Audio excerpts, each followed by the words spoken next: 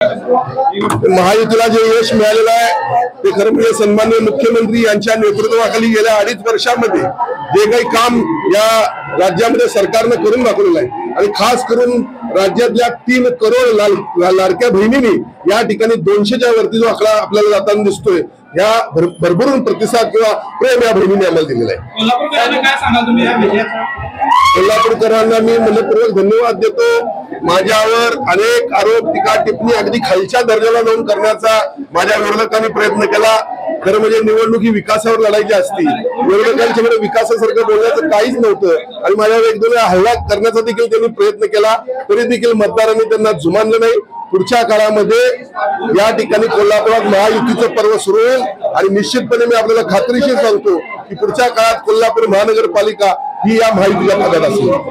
त्यामध्ये लाडक्या बहिणी निर्माण केल्या, या बहिणीने आम्हाला विजय दिलेला आहे। म्हणजे या मतदारसंघामध्ये सातत्यानं माझ्यावर टीका टिप्पणीने आरोप करण्यात येत होते, मी संयमाने गेलो, मी काम दाखवलं आणि या ठिकाणी मतदारसंघातल्या लोकांनी मला भरपूर प्रेम दिलं।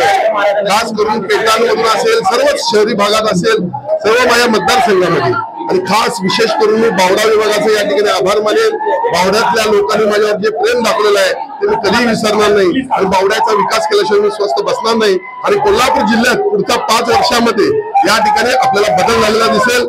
कोल्हापूर जिल्हा सुजलाम सुफलाम झालेला दिसेल, विकासापर्यंत गेलेला आपल्याला दिसेल। तर कोणते मुद्दे होते ते या ठिकाणी विजयासाठी तुम्हाला पुढे आणता आले असे वाटते, काय नेमकं सांगता? लाडक्या बहिणीनं आम्हाला भरभरून आशीर्वाद दिलेला आहे। सन्माननीय मुख्यमंत्र्यांच्या माध्यमातून विविध विकास कामं या शहराची करण्यास मी यशस्वी झालेलो आहे आणि पुढच्या काळामध्ये हद्दवाढ, खंडपीठसह प्रमुख सर्व प्रश्न या ठिकाणी शहरातले संपलेले आपल्याला दिसतील। नक्कीच करताल।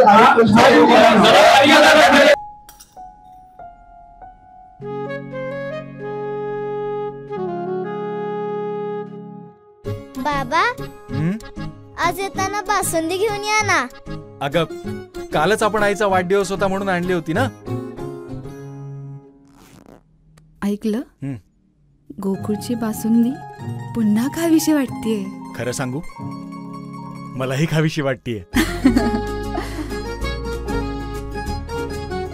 पुन्हा पुन्हा खावीशी वाटणारी गोकुळ बासुंदी।